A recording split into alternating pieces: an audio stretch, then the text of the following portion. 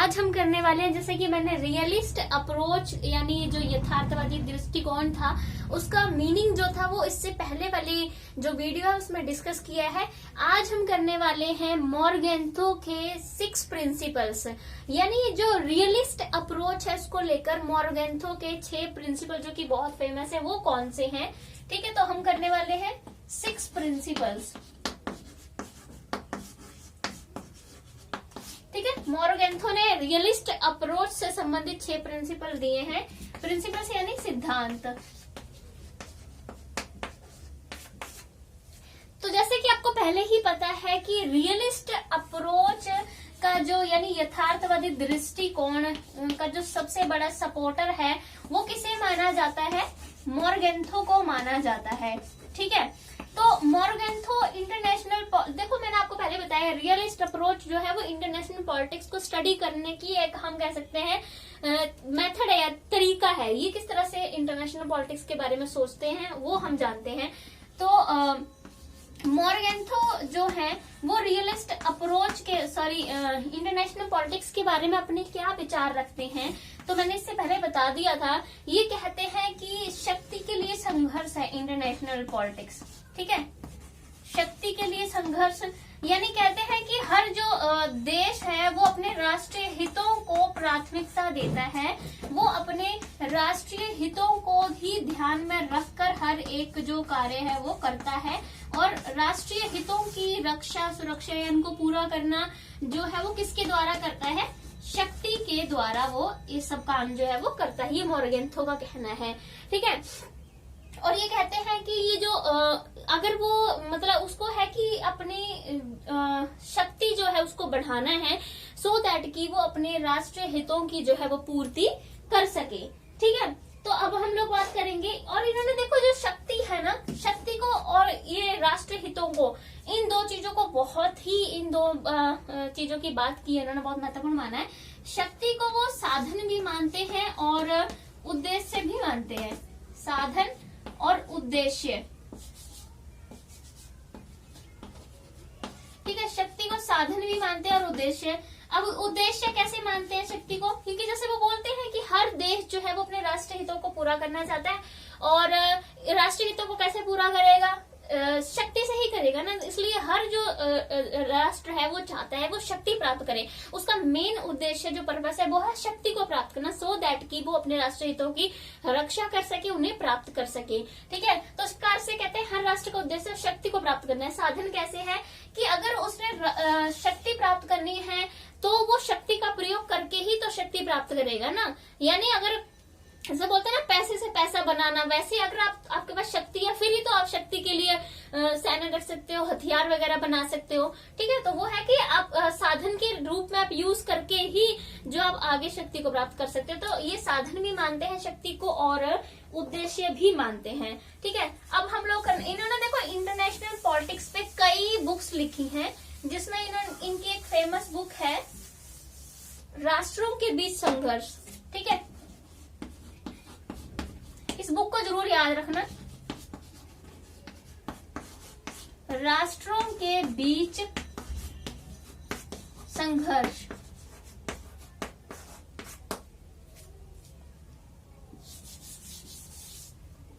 या राष्ट्रों के बीच राजनीति कहेंगे, सॉरी से संघर्ष नहीं, राष्ट्रों के बीच राजनीति।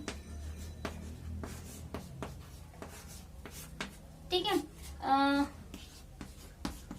Politics among Nations.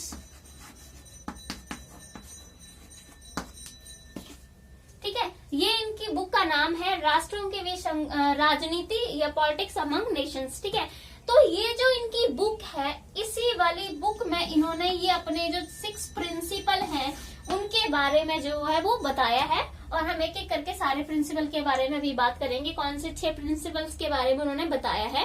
ठीक है, तो सबसे पहले हमारा जो पहला प्रिंसिपल है उसके बारे में बात कर लेते हैं। ये बुक का नाम जरूर याद रखना आप, इस बुक में ही इन्होंने अपने 6 प्रिंसिपल के बारे में बात की है।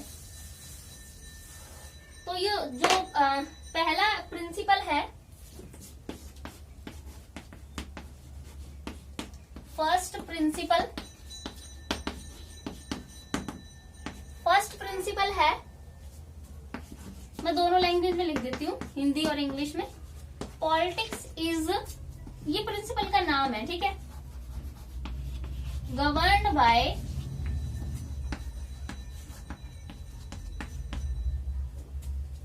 ऑब्जेक्टिव लॉज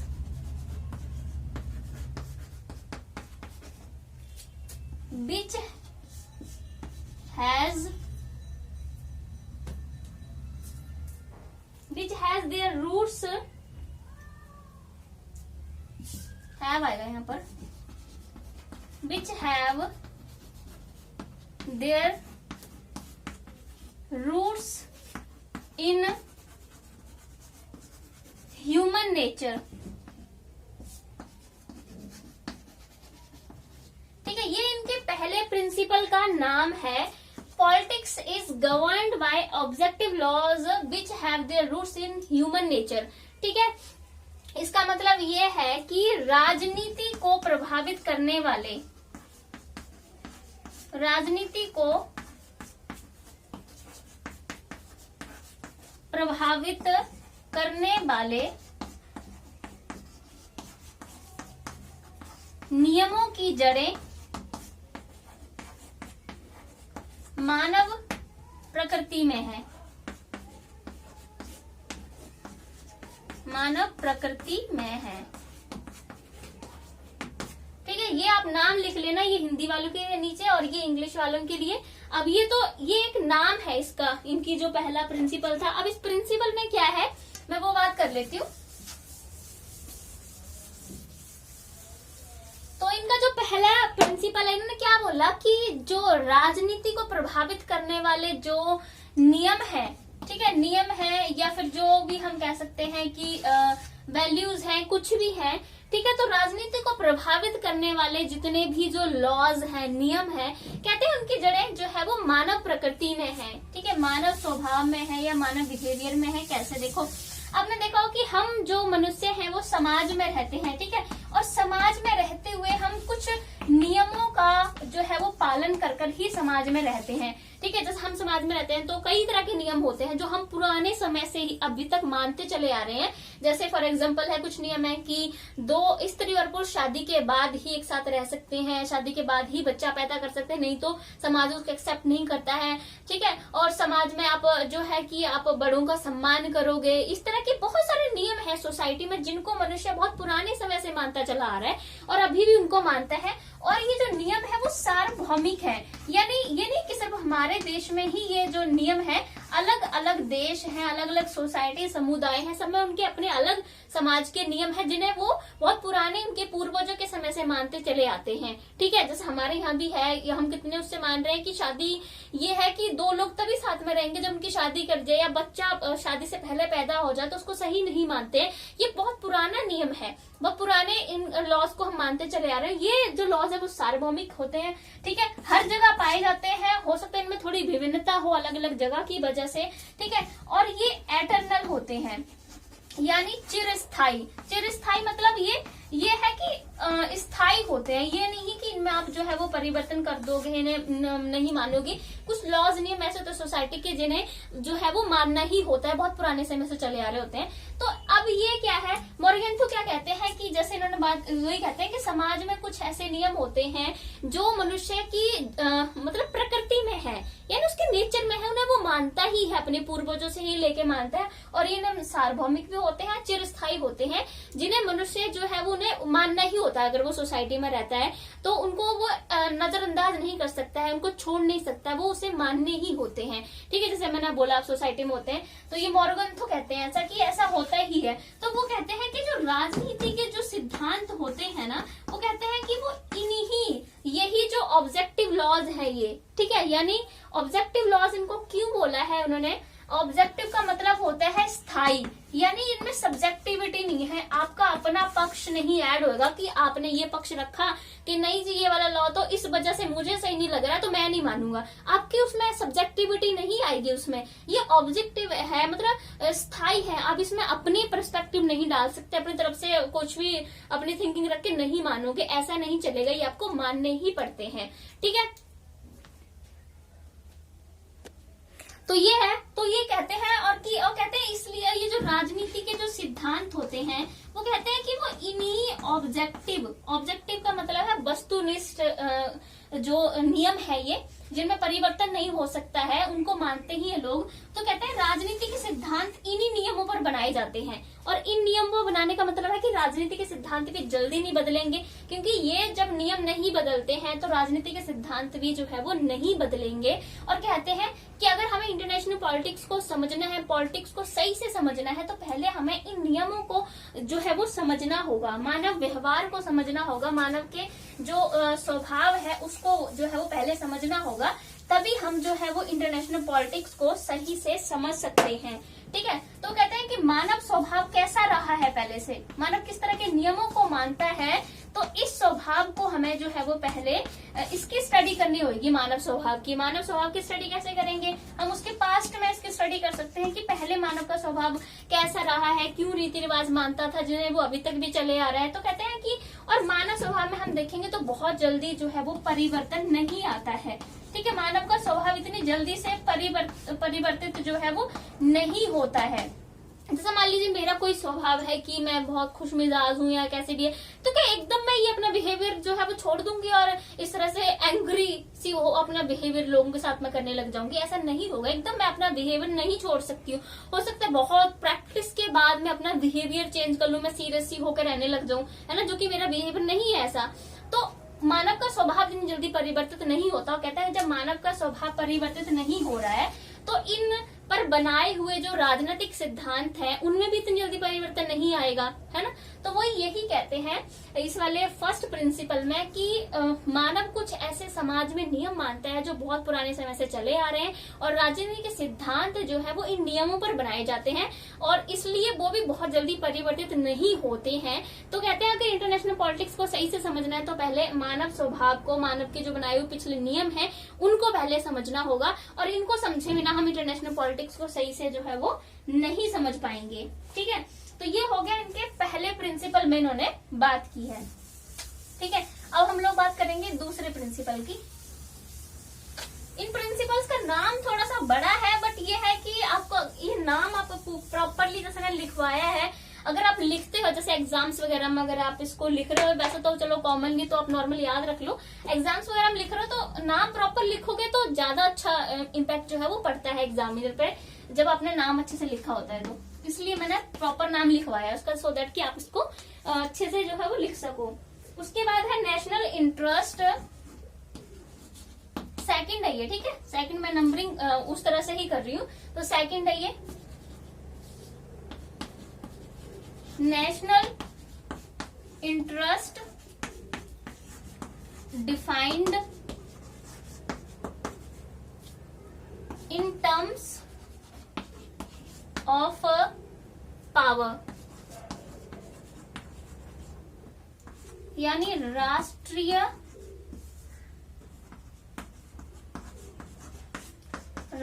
हितों को शक्ति के रूप में परिभाषित किया जा सकता है। यानी राष्ट्रीय हितों को आप शक्ति भी मान सकते हो। ठीक है, शक्ति के रूप में परिभाषित किया जा सकता है। ठीक है, तो ये है इस प्रिंसिपल का नाम, national interest defined in terms of power, यानी राष्ट्रीय जो हित है उनको शक्ति के रूप में भी आप परिभाषित कर सकते हो।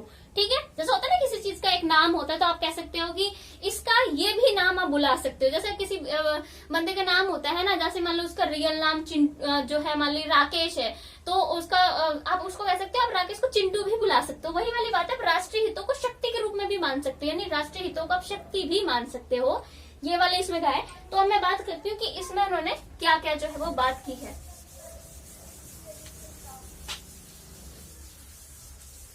ये हमारा सेकंड है। ठीक है, सबसे पहले तो हम इसके जो हमें डेफिनेशन जो मैंने अभी इसका नाम लिखवाया वहीं से हम इसकी बात कर लेते हैं।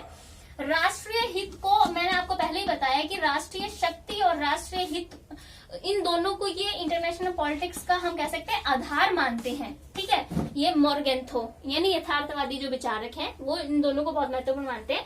तो राष्ट्रीय हित के बारे में मॉर्गेंथो क्या कहते हैं कि हर राष्ट्र को, मैं पहले बता चुकी कि हर राष्ट्र जो है वो राष्ट्रीय हितों की रक्षा के लिए ही हर कोई कार्य करता है। मतलब जैसे होता है कि हम अगर कोई काम करते हैं तो अपना पर्सनल इंटरेस्ट हमारा उसमें छिपा होता है, मेरा पर्सनल कोई हित छुपा हुआ था तभी मैं कोई काम करती हूँ। ये थोड़ी मेरा नुकसान छिपा होगा फिर मैं उसको काम को करने लग जाऊंगी, लोग मेरा नुकसान होगा फिर भी मैं इस काम को कर रही हूँ, ऐसा पॉसिबल नहीं होता, ऐसा कोई नहीं करता है। तो वो यही कहता है कि हर राष्ट्र कोई भी अगर काम करता है ना वो, तो उसका अपना पर्सनल, उसका राष्ट्रीय हित उसमें जो है वो छिपा होता है और इस राष्ट्रीय हित को प्राप्त करने के लिए वो शक्ति का प्रयोग करता है। ठीक है, इसलिए वो अधिक से अधिक शक्ति प्राप्त करने की कोशिश करता है। कोई परमाणु हथियार बना रहा है, कोई ज्यादा सैनिक शक्ति बढ़ा रहा है, क्योंकि उसको पता है मेरे पास ज्यादा शक्ति होगी तभी जो है मैं राष्ट्रीय हितों को पूरा कर पाऊंगा। तो कहते हैं इस तरह से ये जो राष्ट्र है वो राष्ट्रीय हितों को ही मेन रखते हैं और कहते हैं ये जो राष्ट्रीय हित होते हैं वो इंटरनेशनल पॉलिटिक्स का यानी अंतरराष्ट्रीय जो राजनीति है उसका मार्गदर्शन भी करते हैं। राजनीति का, अंतरराष्ट्रीय राजनीति का मार्गदर्शन करते हैं। ये बात जरूर याद रख लेना, ये इन्होंने बोली है कि जो राष्ट्रीय हित है वो अंतर्राष्ट्रीय राजनीति का मार्गदर्शन करते हैं, क्योंकि हर राष्ट्र वह राष्ट्रीय हितों को पूर्ति करने के लिए ही दूसरे देशों से रिलेशन बनाएगा, उनके अच्छे बनाने हैं बुरे बनाने हैं वो अपने राष्ट्रीय हितों को देखकर ही बनाएगा। विदेश नीति भी वो राष्ट्रीय हितों को देखकर ही बनाएगा। कोई भी राष्ट्र होगा तो वो अपनी विदेश नीति भी राष्ट्रीय हितों को ध्यान में रखकर ही जो है वो बनाते होते हैं। ठीक है, तो इसमें अभी एक और बात आती है, कहते हैं कि ये ना इसको ना मतलब जो राष्ट्रीय जो हित है या हम राष्ट्रीय शक्ति मान ले, इसको एक केंद्र बिंदु मानते हैं। ठीक है, इंटरनेशनल पॉलिटिक्स का केंद्र बिंदु मानते हैं राष्ट्रीय हितों को, कि राष्ट्रीय हितों के लिए ही सारे जो राष्ट्र हैं वो आपस में संघर्ष करते रहते हैं और कहते हैं कि देखो शक्ति बहुत जरूरी है। कहते हैं इन राष्ट्रीय हितों को पूरा करने के लिए, राष्ट्रीय हितों की रक्षा के लिए शक्ति होना बहुत जरूरी है। इसलिए कहते हैं जो कमजोर देश होते हैं वो अपने राष्ट्रीय हितों की रक्षा नहीं कर पाते, क्योंकि उनके पास शक्ति नहीं है, बहुत शक्ति कम है, इसलिए वो अपने राष्ट्रीय हितों की रक्षा नहीं कर पाते हैं। ठीक है, इसमें ये वाली बात अपने याद रखनी है राष्ट्रीय हितों को लेकर। और इसमें और भी इन्होंने बात कही है, जैसे इन्होंने इसमें कहा है कि ये उद्देश्यों को महत्व नहीं देते हैं और ना ही ये विचारधारा को महत्व देते हैं। इस बारे में इन्होंने कहा, क्या कहा है, उद्देश्य के बारे में इन्होंने कहा है इस वाले सिद्धांत में। कहते हैं कि उद्देश्य जो है वो महत्व, इनको कम महत्व देते हैं उद्देश्यों को। ठीक है, मतलब ये नहीं है कि उद्देश्यों को बहुत ज्यादा महत्व दे दिया गया, ऐसा नहीं करते। कम महत्व क्यों देते हैं, कहते हैं क्योंकि अगर मान लीजिए कि आप किसी देश की विदेश नीति का मूल्यांकन कर रहे हैं, ठीक है, विदेश नीति के बारे में आप मूल्यांकन मतलब इवेल्युएशन आप कर रहे हैं विदेश नीति का, तो अगर आप विदेश नीति का मूल्यांकन किसी राजनीतिक नेता के उद्देश्यों को देखकर करने लग जाएं, राजनीतिक नेता के उद्देश्य, तो वो कहते हैं कि अगर आप किसी राष्ट्र की विदेश नीति का मूल्यांकन किसी राजनीतिक नेता के जो उद्देश्य उसने सेट किए हैं उसको देखकर आप करने लग जाएं तो आप धोखा खा जाएंगे। ठीक है, तो कहते हैं आपके हाथ वो प्रॉपर मूल्यांकन नहीं होगा, आपके हाथ गलती होगी। कैसे, जैसे कि वो कहते हैं गलती कैसे होगी, मतलब कहते हैं कि विदेश नीति का जो मूल्यांकन है वो राष्ट्रीय नेताओं के उद्देश्यों को देखकर नहीं करना चाहिए, क्योंकि कहते हैं कभी कभी क्या होता है कि जो अच्छे उद्देश्य होते हैं वो भी जो है वो गलत नीतियों को जन्म देते हैं। ठीक है, कभी कभी ऐसा होता है कि अच्छे उद्देश्य गलत नीतियों का हम कह सकते हैं कि निर्माण करते हैं, गलत नीतियों को जन्म देते हैं। ठीक है, कुछ भी कह सकते हैं हम इसमें कि कभी कभी क्या होता है कि किसी भी राजनीतिक नेता का उद्देश्य अच्छा हो सकता है, बहुत अच्छा हो सकता है, लेकिन वो जो अच्छा उद्देश्य है वो भी कई बार जो है वो गलत नीतियों को बनवा सकता है। ठीक है, जैसे फॉर एग्जांपल मान लीजिए कि मैं एक राजनेता हूँ और मेरा जो वो है मकसद है कि अपने जो देश के लोग हैं उनकी मैं अच्छे से जो है वो मदद कर सकूं, है ना, उनका जो है वो कल्याण कर सकूं, लेकिन मैंने इस अच्छे उद्देश्य को लेकर कोई काम किया लेकिन वो काम उल्टा पड़ गया, तो वो गलत नीतियां भी बन सकती हैं। जैसे अगर मैं आपको इसमें हिस्ट्री का एग्जांपल देके समझाऊं, पॉलिटिकल साइंस में आपने मोहम्मद बिन तुगलक के बारे में तो सुना होगा, हिस्ट्री वालों को पता होगा जिन्होंने हिस्ट्री पढ़ी है, मोहम्मद बिन तुगलक, तुगलक वंश के राजा था ये।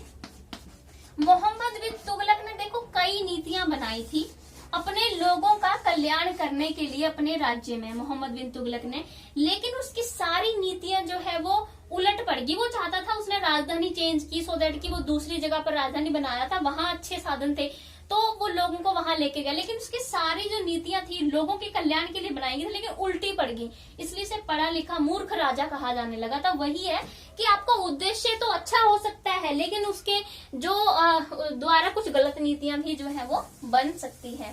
ठीक है, ये तो उन्होंने उद्देश्य के बारे में कहा था। अब इन्होंने विचारधारा के बारे में भी कहा है। इसमें ये विचारधारा को भी बहुत कम महत्व देते हैं, आइडियोलॉजी को।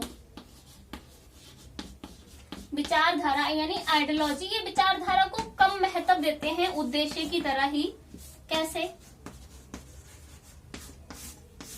कहते हैं वही कि विदेश नीति का जो है आप उसका मूल्यांकन करना चाहते हो, है ना, या विदेश नीति का निर्माण करना चाहते हो, तो विदेश नीति का निर्माण करने के लिए विचारधारा को आधार बनाना जो है वो सही नहीं है, उसको आधार नहीं बनाया जा सकता। कहते हैं विदेश नीति का निर्माण करने के लिए विचारधारा को, क्यों? कहते हैं कि क्या होता है कि कई जो देश होते हैं, मतलब कि आपस में देश क्या होते हैं, वो आपस में संघर्ष कर रहे हैं। ठीक है, आपस में संघर्ष कर रहे हैं राष्ट्रीय हितों को, ठीक है, राष्ट्रीय हितों की वजह से आपस में उनके झगड़े चल रहे हैं दो देशों के बीच में, लेकिन वो कहते हैं, लेकिन उसके ऊपर राष्ट्रीय हितों के ऊपर वो विचारधारा की एक चादर चढ़ा देते हैं। मतलब कहने का है पूरे दुनिया को क्या दिखा रहे हैं वो, कि विचारधारा को लेकर उन देशों के बीच में संघर्ष हो रहा है, लेकिन एक्चुअली में क्या हो रहा होता है, एक्चुअली में राष्ट्रीय हितों की वजह से उनका संघर्ष हो रहा था, लेकिन दिखाते क्या है कि विचारधारा की वजह से संघर्ष हो रहा है। जैसे अगर मैं बात करूं यूएसएसआर और यूएसए के बारे में, है ना, जो आपने देखा वर्ल्ड वॉर हुए थे, यूएसएसआर और यूएसए के बीच में आपने बताया कि 2 वर्ल्ड वॉर हुए थे। तो इसको अगर ओवरऑल आप देखें तो ये देखने को मिलता है कि इनकी 2 अलग विचारधाराओं में संघर्ष हो रहा था, कि ये साम्यवादी विचारधारा, समाजवादी, ये पूंजीवादी विचारधारा थी। ठीक है, तो कह रहे हैं कि 2, ऐसे देखने पर लगता है कि 2 विचारधाराओं में संघर्ष हो रहा था, क्योंकि इनकी विचारधारा नहीं मिल रही थी, लेकिन एक्चुअली में क्या था, रियलिटी थी कि अपने राष्ट्रीय हितों की वजह से जो है वो ये संघर्ष कर रहे थे, इनके अपने पर्सनल प्रॉफिट्स में छिपे हुए थे, ज्यादा शक्तिशाली बनना चाहते, दोनों के दोनों ही जो है वर्ल्ड पावर बनना चाहते थे, ये भी और ये भी, दोनों के दोनों, ये इनका पर्सनल राष्ट्रीय हित था, इनका ये पर्सनल हित था, इसकी वजह से कर रहे थे ना कि विचारधारा को लेकर। तो वो यही कहते हैं मॉर्गन तो, कि विभिन्न राष्ट्रों के बीच में विचारधारा को जो है वो इसलिए महत्व नहीं दिया जाता क्योंकि उसको सिर्फ एक चादर के रूप में इस्तेमाल किया जाता है, ऊपर कवर चढ़ा देता है कि लोगों को लगे कि ये जो ऊपर दिख रहा है वही सच है, अंदर का उनको पता ही ना चले। तो संघर्ष चल रहा है राष्ट्रीय हितों को लेकर, शक्ति प्राप्त करने के लिए, लेकिन दिखा रहे हैं लोग जो विचारधारा संघर्ष चल रहा है, तो इसलिए विचारधारा को जो है वो महत्व बहुत कम देते हैं। ठीक है,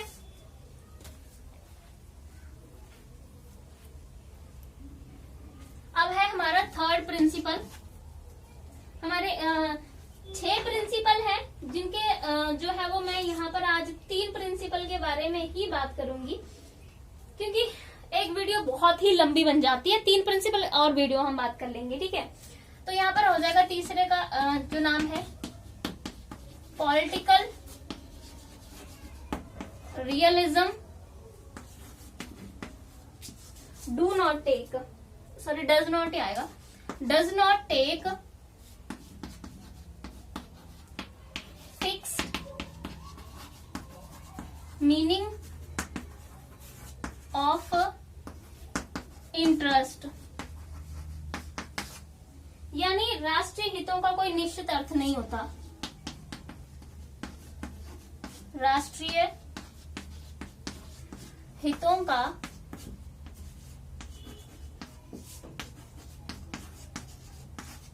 कोई निश्चित अर्थ नहीं होता। ये नाम है, ठीक है, इस नाम को आप नोट कर लें।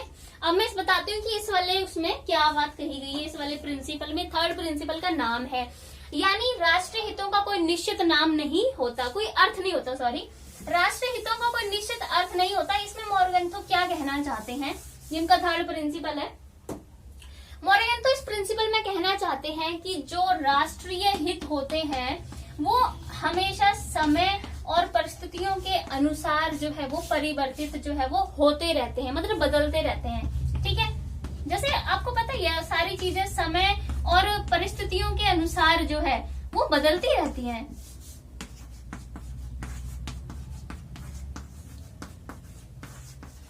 समय और परिस्थितियों के अनुसार जो है चीजें बदलती रहती हैं। आप देख सकते हो हमारे पहनावे, खान पीने में समय और परिस्थितियों के अनुसार बहुत ज्यादा जो है वो परिवर्तन आया है। तो वैसे ही कहते हैं कि राष्ट्रीय हित जो है वो किसी भी देश के समय और परिस्थितियों के अनुसार जो है वो बदलते रहते हैं। और वो कहते हैं कि राष्ट्रीय हितों को पूरा करने के लिए विभिन्न देश जो है वो अलग अलग नीतियां बनाते हैं, है ना। अब नीतियां बनाएंगे अपने राष्ट्रीय हितों को ध्यान में रखकर ही कोई नीति बनाएंगे ना। तो अगर देखो राष्ट्रीय हित ही परिवर्तित हो जा रहे हैं तो क्या नीति परिवर्तित नहीं होगी? राष्ट्रीय हितों को ध्यान में रखकर नीति बनाएगी, तो अगर यही बदल जाए तो नीति भी तो बदलेगी ना। जैसे फॉर एग्जांपल मान लीजिए कोई है जो टीचर बनना चाहता है, तो वो अपनी सारी प्लानिंग टीचर बनने के लिए करेगा ना, वही बीएड कोर्स वगैरह करेगा, उस तरह की सीटेट वगैरह की तैयारी करेगा, फिर उसको जो है वो टीचर बनना है।